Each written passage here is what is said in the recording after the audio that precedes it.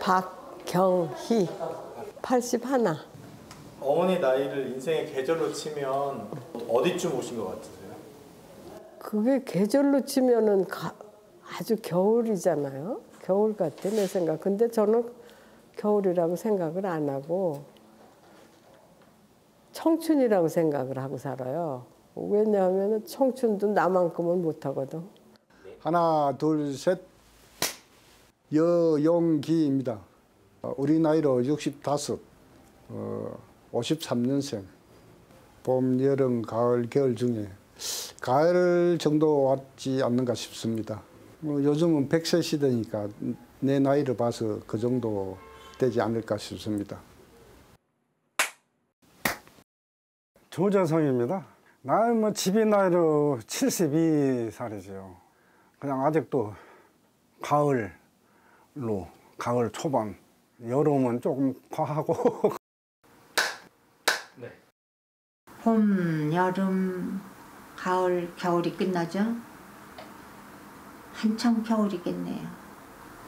눈비가 오고 1, 2월 한참 추울 때네요.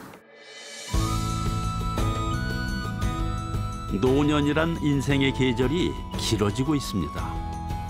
청장년이나 중년보다 노년으로 살아야 하는 시간이 길어지고 있는 100세 시대.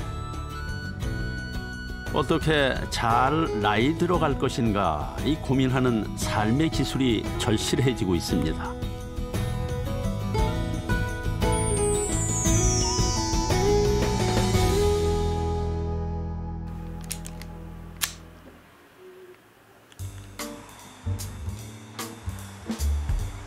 요즘 패션에 관심 많은 젊은이들 사이에 멋쟁이 꽃탈배로 통하는 이가 있습니다. 여용기 씨입니다.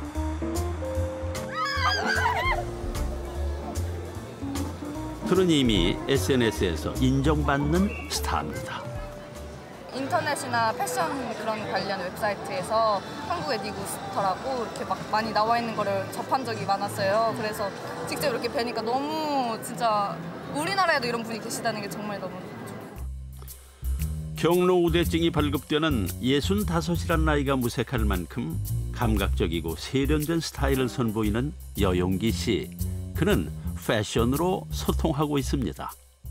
패션위크나 이런 데 가면은 뭐 이탈리아 이런 데 계신 분들을 그대로 여기다 모셔놓은 느낌? 네.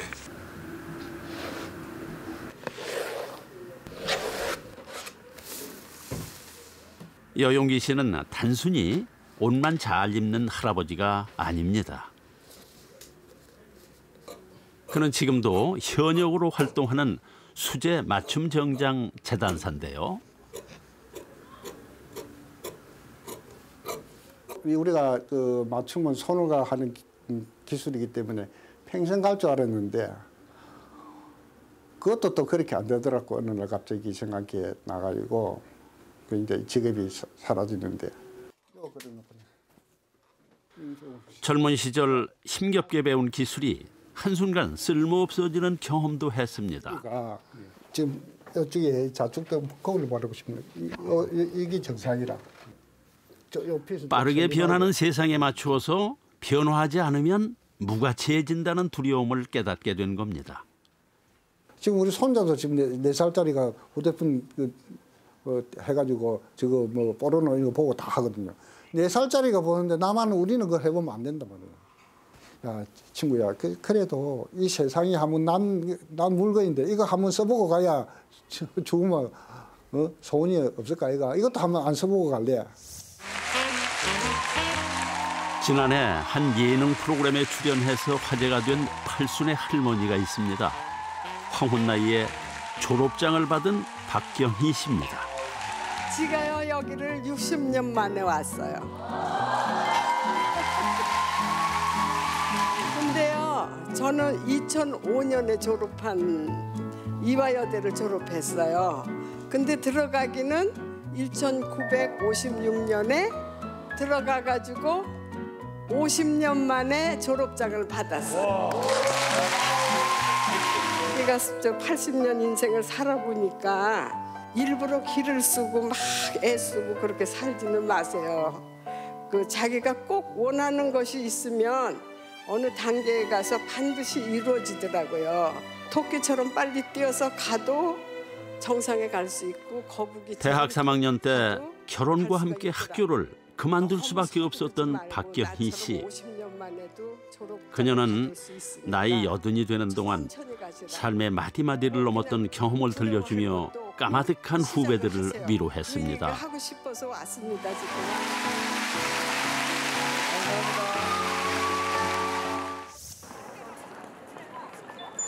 지난 2003년 이화여대는 금혼 학칙을 폐기했습니다. 그 뉴스를 본 박경희 씨는 바로 다음 날 학교를 찾아와서 재입학을 신청했습니다. 복학하고 나서는 눈물이 났어요.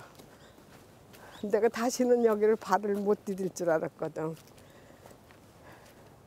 근데 이제 50년 만에 발을 디디니까 눈물이 나오더라고. 하지만 머리 허연 학생은 세상의 편견에 맞서야 했습니다. 많이 쫓겨다녔어요. 왜 쫓겨다니셨는데요? 그 이제 저기 노인네가 가방 미고 여기 와서 저기 도토리 줍고 저 뭐지 은행 주워다 판대요. 나를 잡으러 다녔죠. 근데 내가 막 도망 다녔지. 팔남매의 맏딸로 태어나서 동생들 뒷바라지를 위해 선택해야 했던 결혼. 맨날 앞에 가서 앉지 나는. 학업에 대한 미련이 가슴에 맺혔습니다. 그래서 내가 가는 데는 성적이 확 하고 올라간대요. 거기 가는 학생들이 공부를 막 열심히 한대. 노인네한테 앉으려고. 배우면 배울수록에 자꾸 더 배워지고 그리고 세상이 더 보이고 잘. 그러니까 아름답잖아요. 그래서 나는 자꾸만 배워요, 아주 그냥. 모든 애기한테도 배우고 또 풀한테도 배우고.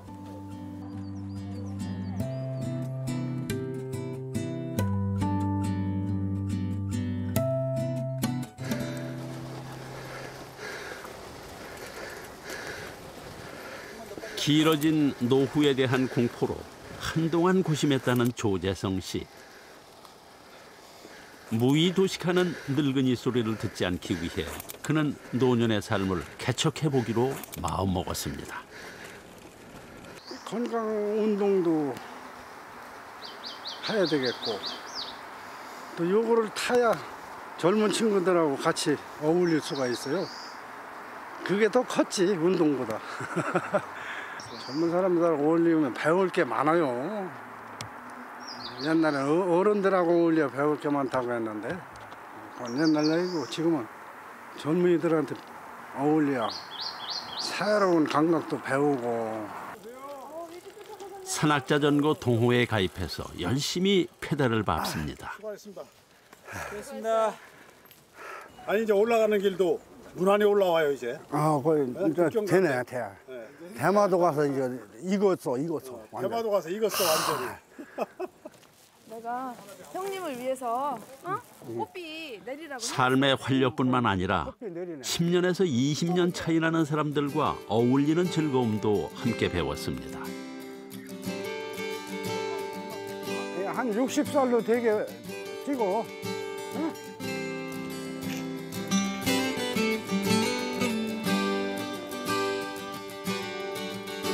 SNS를 시작한 덕분입니다. 온라인으로 연결된 세상을 알게 되면서 젊은 사람들과 친구가 되고 삶의 순간을 표현하는 기쁨을 얻었습니다. 금방 올 즉석에서 올리시는구나. 언제 이걸 다 배우셨대야? 글도 잘 쓰세요. 글쎄 말이야. 시인같이 시도 올리시고. 나 이거 배우느라고 고시 공부하듯 했어. 젊어요 마음이.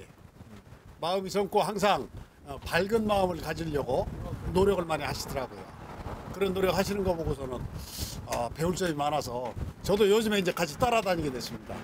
항상 유머, 재미있으시고 그다음에 왜 저는 저희 부모님이나 주위의 어르신을 보면 아유 참 눈치 없다, 답답하다 그런 부분이 없으세요. 빠르게 나이 들어가는 대한민국은 65세 인구 비중이 14%에 근접해 고령 사회로 접어들고 있는데요. 노년 인구가 증가할수록 건강과 경제적 어려움, 인간관계와 고독에 대한 걱정이 사회 문제로까지 확대되고 있습니다.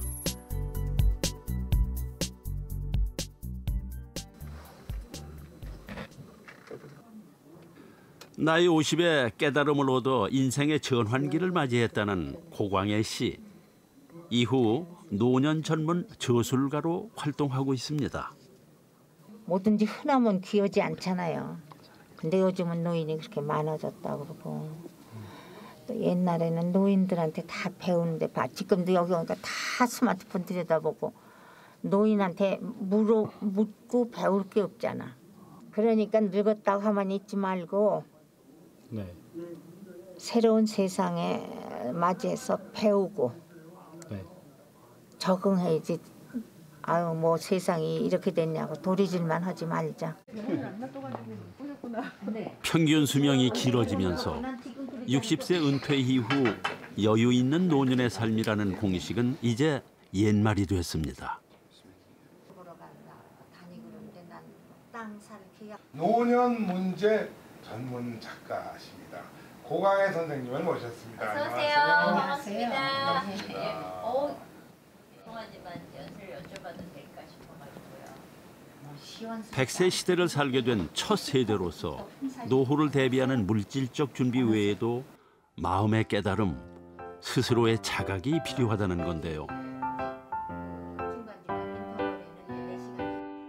인생의 지평을 넓히고 자신의 삶을 완성하기 위해서 지금까지 살아온 삶의 틀을 바꾸는 회심을 강조합니다. 늙음을 맞이하면 일단 마음을 한번 360도 돌리라. 회심을 해라. 어른들은 애들한테 명령권을 발휘하잖아요. 자식들이고 후배고 밑에 사람한테 그건 그렇게 안 하는 거 아니다. 이건 이렇게 한다. 넌 이거 잘못했다. 이렇게 해라. 저모들로 충고하고 명령하고 가르치고 그걸 떠나래.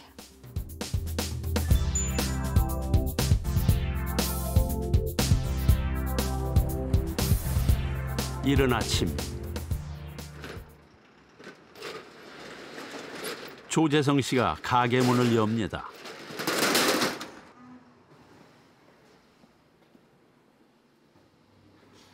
매일 아침 눈을 뜨면 나갈 곳이 있는 평범한 일상이 행복인 줄은 예전에 미처 몰랐습니다.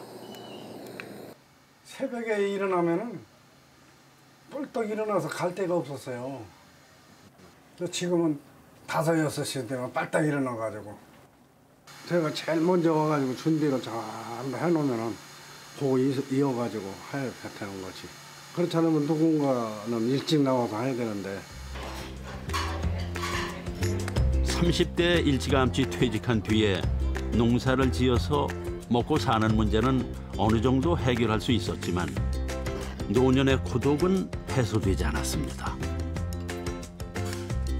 2년 전 장사를 결심한 이유입니다. 전부 다 말리지. 그리고 노인네가 뭔 또 장사를 또 시작하려고 하느냐. 그건 안 되는 거다. 그런데도 그 몇 친구가 해보라고.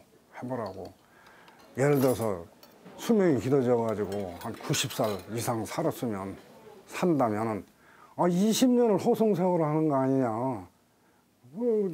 쉬고 노는 것도 하루 이틀이지. 긴 세월 아깝다. 무료한 노년의 일상을 살던 어느 날 안녕하세요. 나 이제 젊은이들이 세상과 소통한다는 SNS를 알게 되었습니다. 페이스북 혹시 아세요? 전철에서 학생들 보면 요걸 하는데 얼마나 번개처럼 돌아다니는지 몰라. 그날은 손가락만 봐. 글씨 보는 줄 알고 자꾸 감춰. 난 글씨는 배도 아니야. 손가락만 봐. 독수리 탑법이라고. 일단 하나씩 삭제. 나하고 패치는 합시다. 늙으냐고 해도 뭐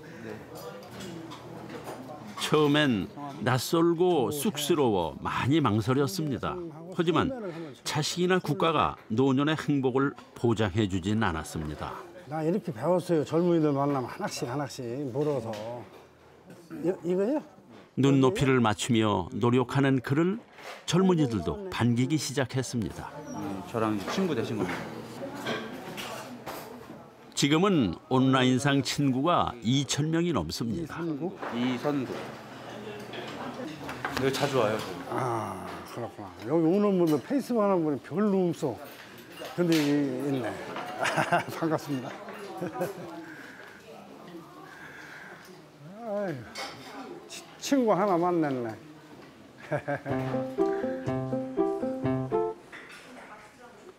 노인이라는 편견을 주지 않기 위해 젊은이들끼리 쓰는 말들을 써가지고 다니며 외우기도 했습니다.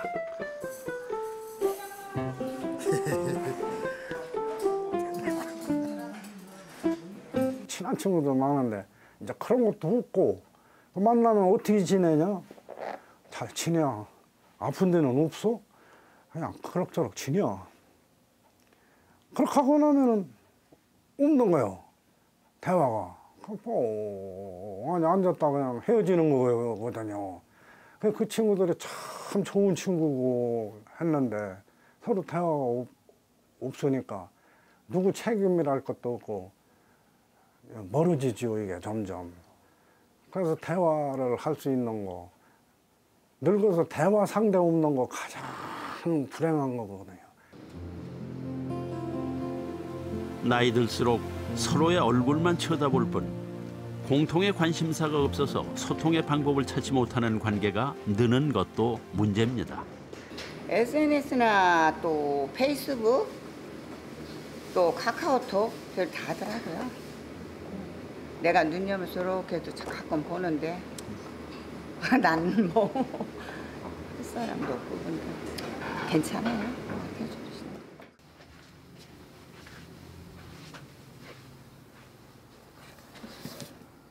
이 책까지 공부했어요.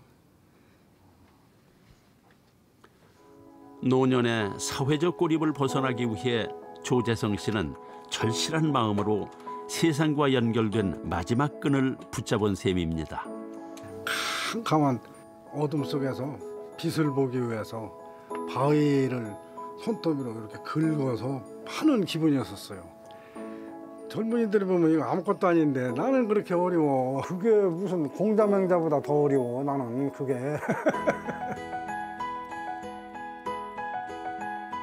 온라인 접속을 통해 길고 지루한 노년의 시간 속에서 잃어가던 활력을 충전할 수 있었습니다.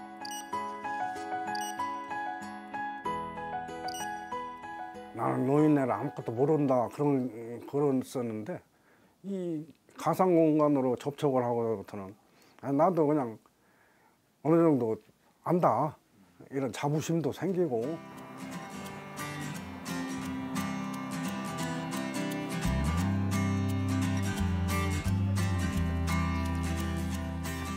산악자전거 동호회 회원들과 모임이 있는 날. 아이고 많이 왔네.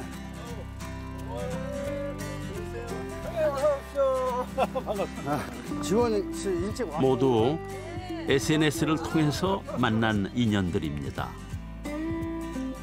전엔 같이 다닐 사람이 없어서 등산을 혼자 다녔던 적도 있습니다.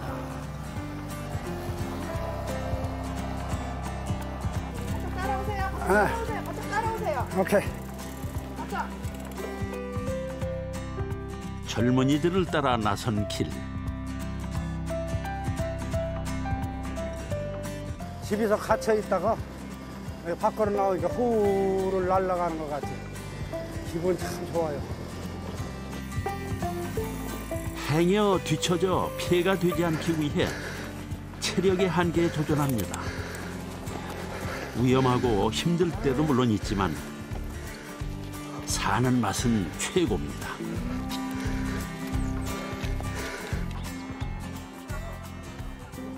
아우 젊은 사람들이다. 저건 진짜 젊다. 나이 들어도 도전의 불씨가 살아있음을 확인합니다. 방 안에 앉아서 문기적 하다 죽는 것보다는 그렇게 멋지게 달리고 운동하고 하다가 혹시 잘못돼가지고 뭐 큰 사고가 나서 나 간다고 해도 서러워하지 마라. 나는 그렇게 살다가 갈 거다. 집에서 가만히 있게 바라지 마라. 조재성 씨는 생각이 깊어지고 행복이 무엇인지 알게 된 지금이 인생의 황금기라 말합니다.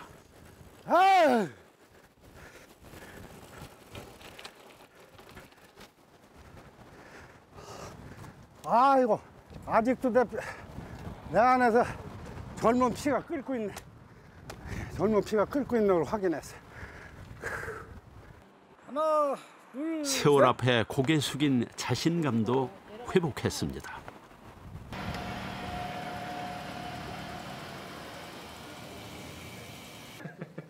그것만 조정 좀 해드릴게요. 50km 주행을 완주하고 돌아온 다음 날 조재성 씨는 자전거 전문 매장을 찾았습니다. 점검도 받고 자전거를 더 잘 탈 수 있는 방법도 물어보기 위해서인데요.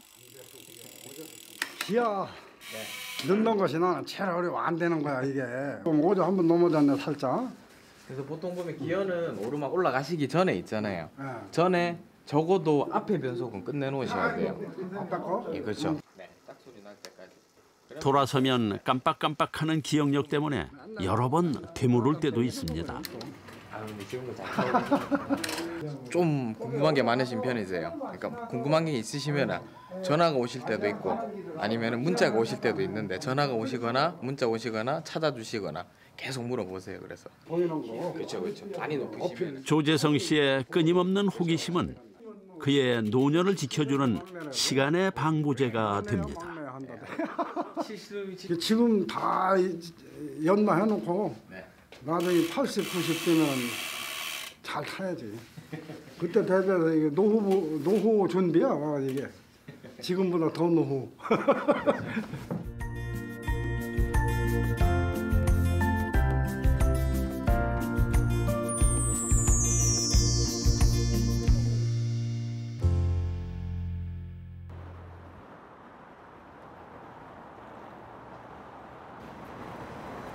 박경희 씨는 오늘도 출근하듯 시니어 플라자로 향합니다. 안녕하세요. 안녕하세요.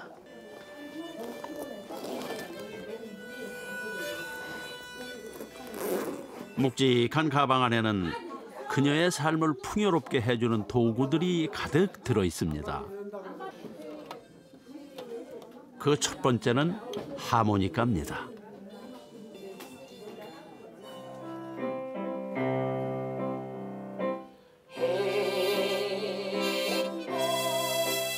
박경희 씨는 80곡을 넘어설 무렵에 악기 10개를 배우겠다 하는 목표를 세웠습니다. 하나, 둘, 셋. 자, 발음 올라갈 거예요. 하나, 둘, 셋. 아까 살 내리지 말라고 해서 일단 거기 무대에 나가면 내릴 때 꽃이 없어요. 두 개 다 들고 선생님 C키로 해야 돼요? C하고 C샵 그대로 다 들고 있어야 돼요. 자, 다시 가요. 하나, 둘, 셋. 하나, 둘. 배움의 속도는 더디지만 조급해하지도 포기하지도 않습니다. 셋. 하나, 둘.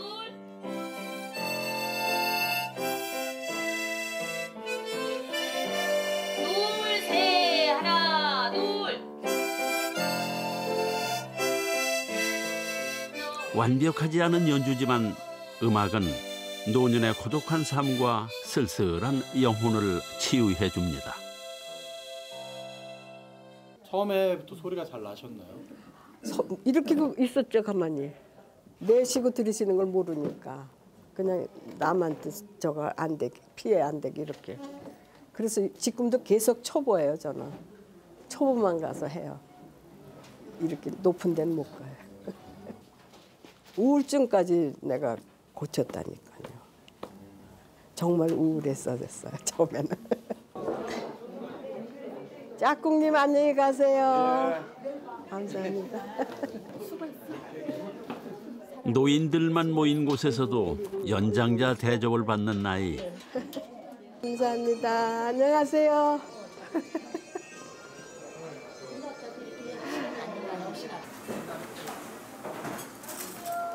수업이 끝나기가 무섭게 구내식당으로 내려가서 점심을 해결합니다. 혼자 사는 노인에게 매 끼니 챙기는 일은 성가신 문제인데요. 이곳에 오면 2,000원에 따뜻한 식사를 할 수 있습니다.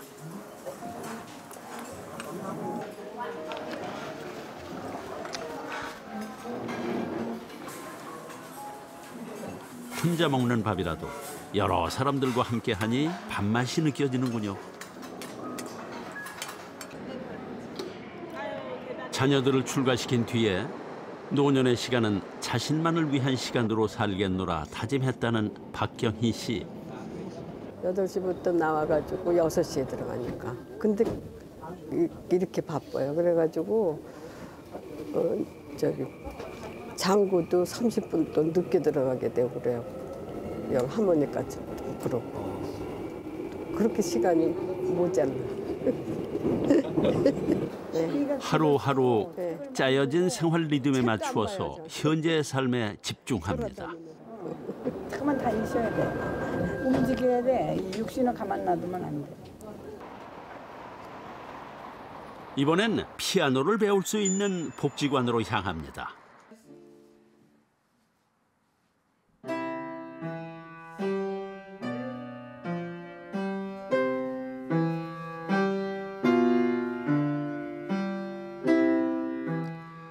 악보도 볼 줄 모르고 손가락도 뻣뻣하게 굳어 한 곡을 배우는데 2달도 넘게 걸린다는데요. 젊어서는 사느라 바빠서 누리지 못했던 삶의 즐거움을 지금에서야 만끽하고 있습니다.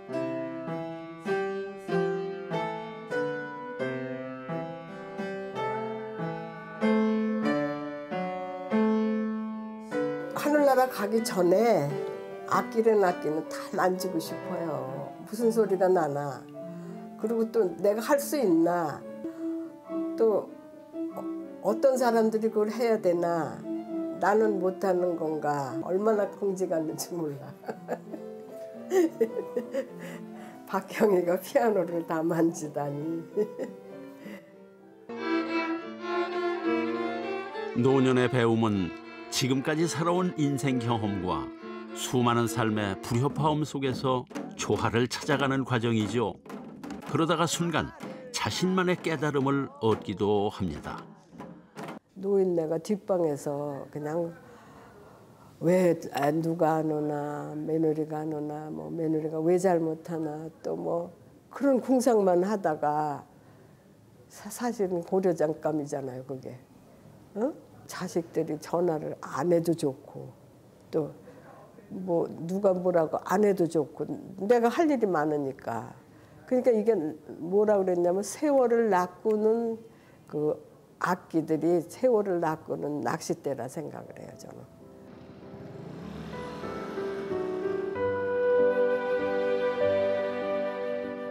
삶이란 결국 나이 들어가는 일이고 평생을 두고 풀어나가야 하는 숙제와도 같습니다.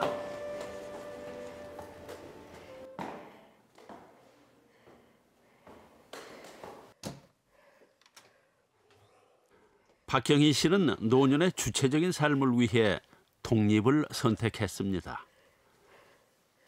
이렇게 하고 살아요.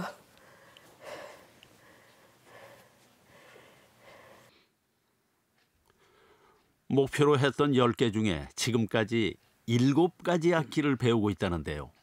여기 첫째 아들, 지금 이제 외국 가 있고, 또 요거 둘째 아들, 요거는 이제 셋째 아들. 딸 거는 안 낳고. 세월을 비껴갈 사람 없듯 부모 세대의 수명이 길어지면서 자식들의 부담도 늘고 있습니다.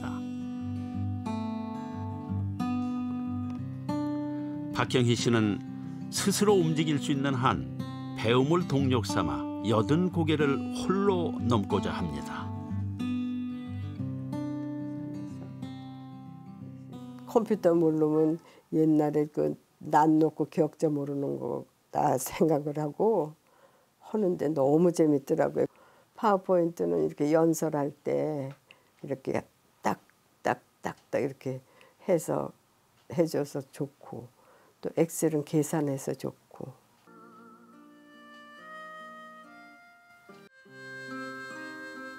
이거 어머니께서 만드셨어요? 네, 내가 했어요. 사진 하나 넣어서 하나씩 다 넣어가지고 스캔 떠서 해서.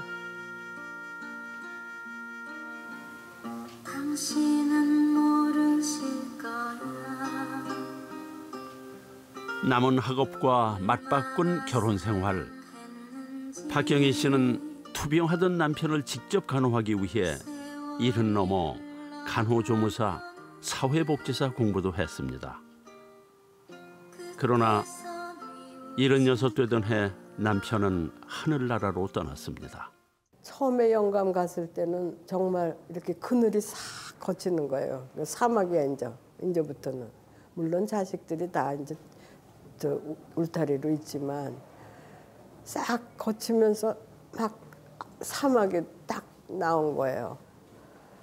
그리고 막 슬프고 그런데 이제 이걸 어떻게든지 내가 저걸 해야 되겠다 그러고서 이제 수많은 상실을 겪어낸 노년의 시간.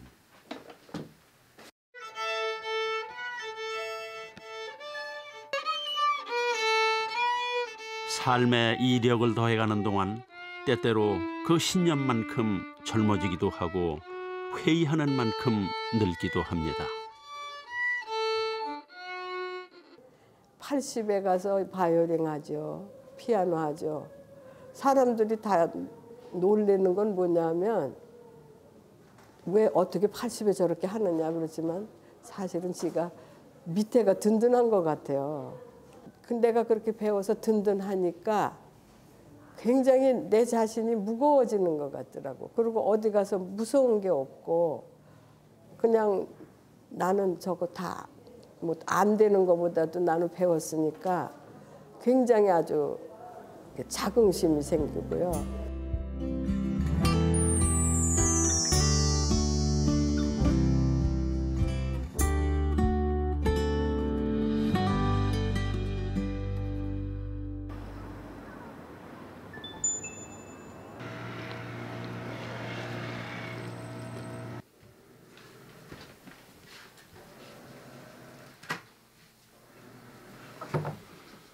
젊음이 인생의 어느 한 시기만을 이르는 말이 아니듯 노년 역시 그렇습니다.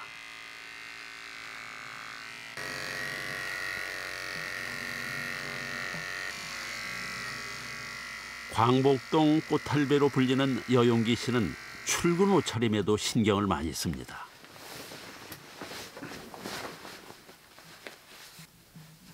옷으로 자신을 표현하는 데 익숙해진 탓입니다.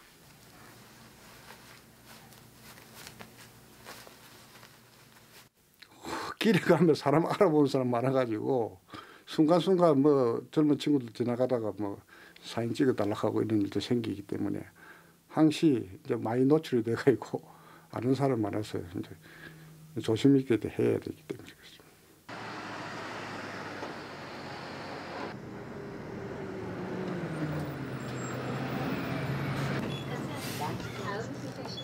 옷을 젊게 입는다고 해서 젊어지는 것은 물론 아닙니다. 여용기 씨는 옷의 구김 방지를 위해서 빈자리가 있어도 앉지 않습니다. 멋을 위해서라면 몸의 불편함은 감수해야 합니다.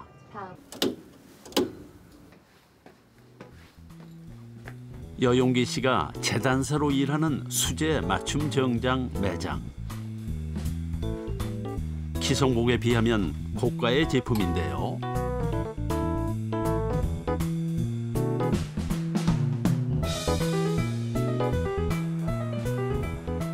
옷 제작에만 한 달가량 걸리는 맞춤 정장은 12,000땀의 손바느질을 거쳐야 하는 고도의 수작업입니다. 이 정도가 정상인데 이게 원래 맞는 건데 그러니까 본인이 조금 스타일로 약간 길게 입으면 그때를 하면 됩니다. 길게 해드릴게요. 본인 입는 취향대로. 조금만 더 길게. 네, 조금만 더 길게. 대신 자신의 몸에 최적화된 옷을 입을 수 있습니다. 선생님 맞춰주시는 게 방금 제가 느꼈을 때 별 이의 제기할 수 있는 부분이 전혀 없어서 마음에 듭니다. 많은 경력을 이제 바탕으로 해가지고 이렇게 활동하시는 거 보면 너무 멋있는 것 같아요. 그래서 우리 시아버님이 저랬으면 좋겠다라는 생각이 많이 들 정도로 너무 멋있다라는 생각이 들고. 17부터 재단 기술을 배운 여용기 씨는 29에 양복점을 시작했습니다. 당시에는 모두 옷을 맞춰 입던 때라 기술만 있으면 평생 먹고 살 줄 알았습니다. 진짜 많이 받았어요. 월급을. 우리 선배님 한 분은 그 당시 뭐 월급 받아가는 거 이리 서류 봉투에 돈이 그때 현찰을 따줬다. 그래서 됐어요. 근데 금액이 정확하게 모르겠지만 많이 받았어요. 공무원 뭐 그 당시 월급을 치면은 뭐 몇 달 월급, 6개월 월급도 더 받았을 거예요. 하지만 기성복바람이 불면서 양복점들은 하나둘 사라지기 시작했습니다. 30대 후반 그도 결국 폐업을 했습니다. 그때는 세상 변화에 둔감했고 자신의 기술이 무용한 세상에서 어떻게 살아야 하는지도 몰랐습니다. 이때 그 배운 게 그 한 가지밖에 없는데 다른 일을 할기 무엇을 해야 살아가긴가를 진짜 막막했어요. 막막해. 그래서 당장 뭐 할 게 없어가지고 그 양복점 하는 자리에다가 식당을 해 식당. 그것도 한 2, 3년 하던 거가 안 돼가지고 또 문을 닫게 됐어요. 그러고 나니 뭐 특별히 기술이 없으니까 다른 거는. 그래가지고 뭐 건설 현장, 우리 지금 뭐 말하자면 뭐 잡부, 건설 현장의 잡부로 그렇게 거의 그렇게 생활하고 있었어요. 그렇게 다른 일을 전전하다가 환갑 이후 17년 만에 다시 재단사로 복귀했습니다.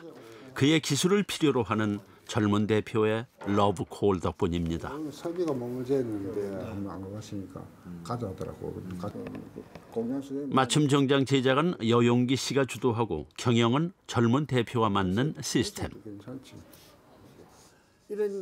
초기엔 세대 차이로 인한 갈등도 있었습니다. 요즘 젊은이들 사이에 유행하는 패션을 그가 이해하기 힘들었기 때문입니다. 벌써 양복을 그만둔 지 한 17년이 됐는데 이거 바로 할 수는 없겠더라고. 근데 다 잊어버렸기 때문에. 그래 내가 한 달 동안 그 여유를 주면은 내가 다시 배워가지고 하겠다. 한 달 배워가지고 또 그리 잘 되는 게 아니고 집에 와가지고 밤에는 계속 연습하고 낮에는 가서 강의 가서 배우고.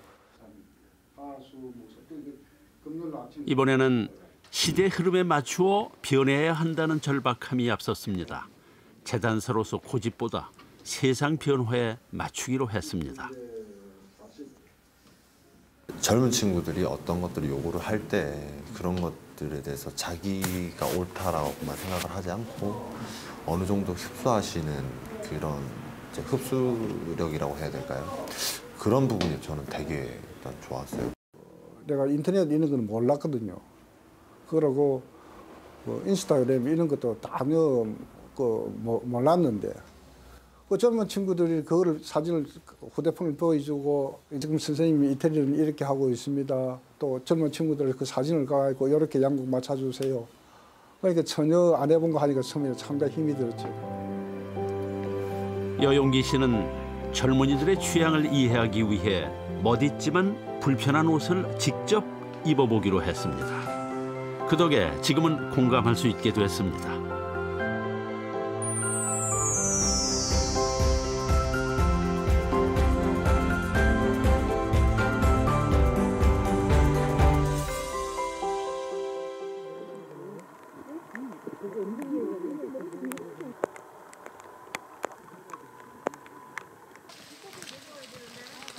궂은 날씨 속에 강행된 주말 산행.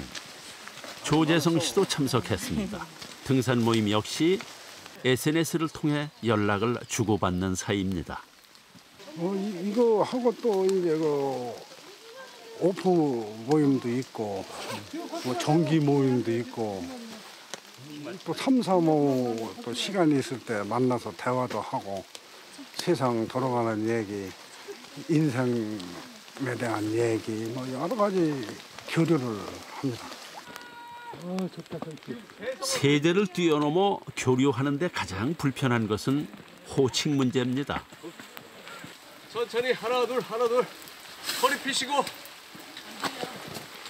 펴시고 형님. 그렇지. 조재성 씨는 선생님이란 애매한 호칭 대신 형님이라 불러달라 부탁했습니다. 젊게 사셔요. 참 젊게 사시고 우리가 이제 큰 형님이라고 하거든요. 너나 나나 없이 진짜 저희들 후배들 참 아껴주고 참 사랑스러워해주고요.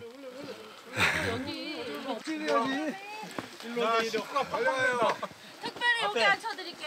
자신의 삶을 가꾸고 내적 성숙을 다져가는 모습은 다른 이들에게도 영향을 미치기 마련입니다.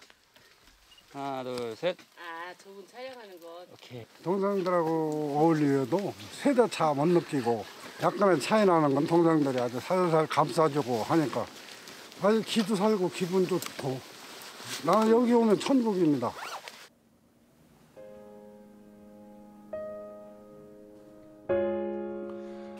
조재성 씨는 요즘 일생일대 프로젝트 하나를 추진하고 있다는데요. 바로 꼰대 소리 안 듣고 죽는 프로젝트랍니다. 젊은이들이 얘기하는 꼰대, 그 꼰대 소리 안 듣고 살다가 죽는 것이 잘 사는 거라고 봐요. 요새 젊은이들이 참 어렵잖아요. 노력해라. 무조건 노력해라. 잔소리 좀 하지 말아야 되고 뭐 이런 걸로다가 정리가 되더라고요. 내 나름대로. 그래서 그런 거 안 하고 살아야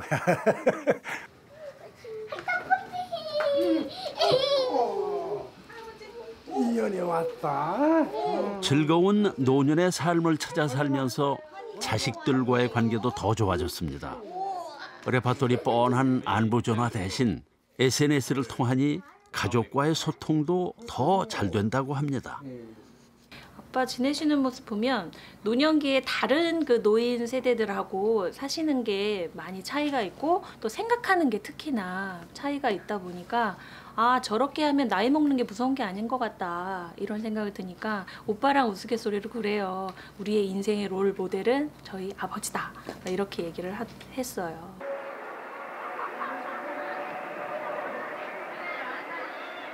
(80평생) 8고개를 넘어왔다는 박경희 씨. 나는 첫 번째 고개는 일제에서 산을 넘은 것 같아요. 그리고 또 두 번째 산을 넘을 때는 6.25를 만났어요. 찬란했던 인생의 계절을 지나서 거센 파도 같은 시집살이 산을 넘고 느지막이 험난했던 배움의 고개를 넘었습니다. 그리고 머리에 흰소리가 내린 지금 8번째 고개에 올라서 보니 인생은 아름다운 것이라고 말할 수 있게 됐답니다.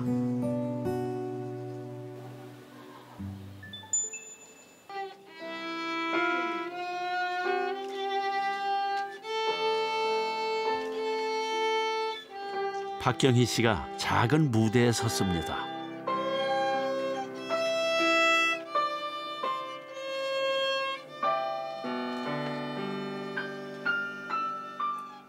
음정도 박자도 자주 어긋나는 서툰 연주지만 관객들은 시선을 떼지 못합니다. 저만큼 소리내기 위해 고군분투했을 그녀의 시간을 이해하기 때문입니다.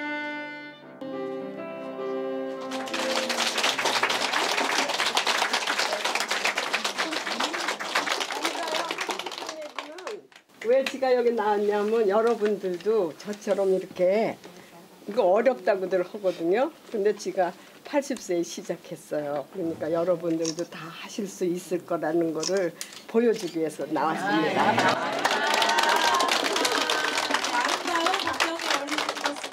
저는 내 나이가 많이 먹었다고 생각을 했거든요. 나는 아무것도 할 수 없다. 이 나이에 뭘 할까 그랬는데 나는 아직 70대인데. 나이 먹어서 그렇게 멋있는 악기 들고 한다는 게 멋있잖아요.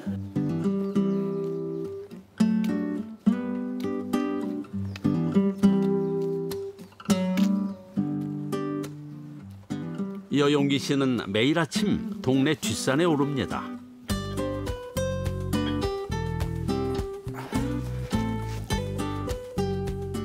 자신이 입지도 못하는 옷을 만들 수 없다는 직업의식에서입니다. 제가 직업상 그 옷을 말 입고 하기에 뭐 몸을 유지해야 되기 때문에 뭐 저녁에 되면 뭐 친구들과 어울려가지고 뭐 식사 같은 거 많이 하고 그러니까 그 감당이 안 돼가지고 아침에 매일 2시간 안 하면은 몸무게가 불어서 안 돼요. 그도 전에는 보통의 나이 든 사람처럼 입고 다녔습니다. 그런데 패션을 바꾸니 주변 대우가 달라졌습니다. 나이 들었다고 소외되는 일도 줄었습니다.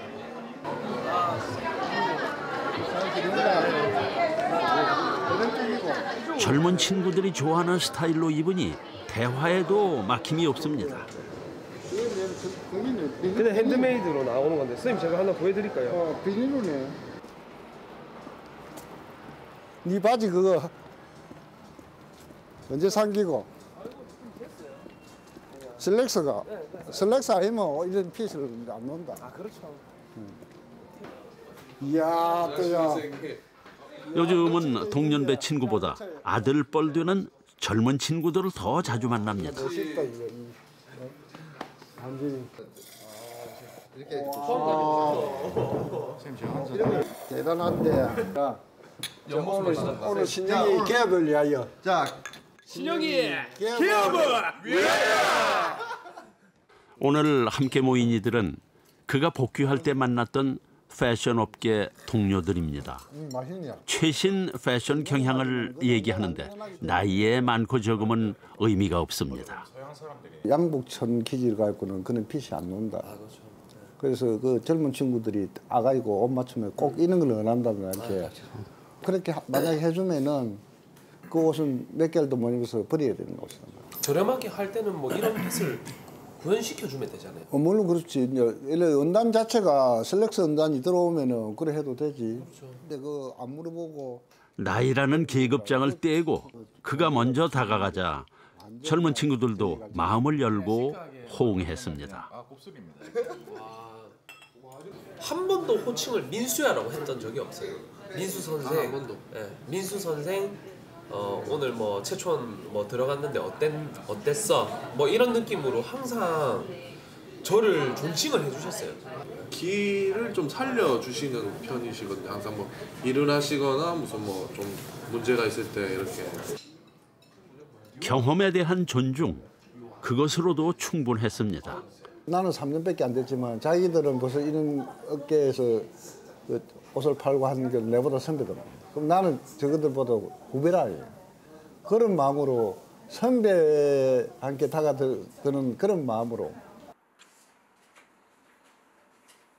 그 준비를 해야 한다. 나이 들어가는 노년의 시간 동안 마지막으로 필요한 삶의 기술은 죽음에 대한 준비일 것입니다. 죽음에 대한 공부는 삶의 소중함을 일깨워줍니다. 내가 누구까지 신세지지 않고 우리 자식들에게 폐가 되지 않고 살 수 있으려면 이걸 내가 잘 간직하고 있어야겠다. 이렇게 100세 가까이 살 줄은 몰랐지. 그런데 마냥 생명이 길어지는 거야. 잘 죽어서 죽음을 외면하지 않을 때 잘 살고 잘 늙을 수 있습니다.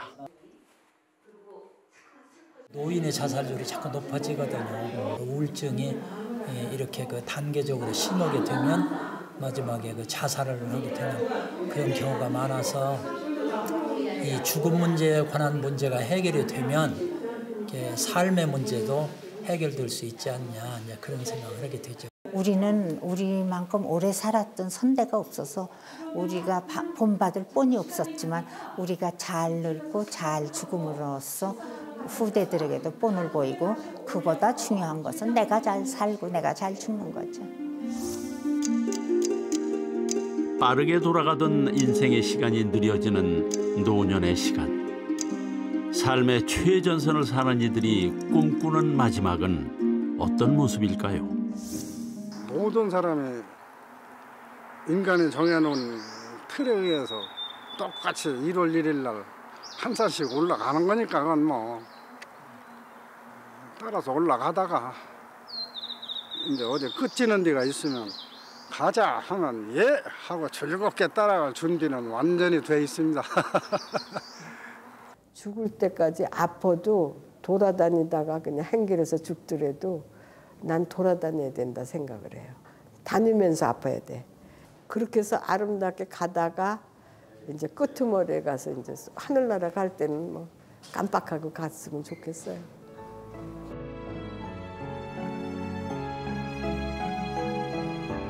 노년이란 시기가 한 인간이 시간과 맺는 관계의 결과라면 어떻게 잘 나이 들어갈 것인가 하는 문제는 앞으로 더욱 중요해질 수밖에 없는 화두입니다.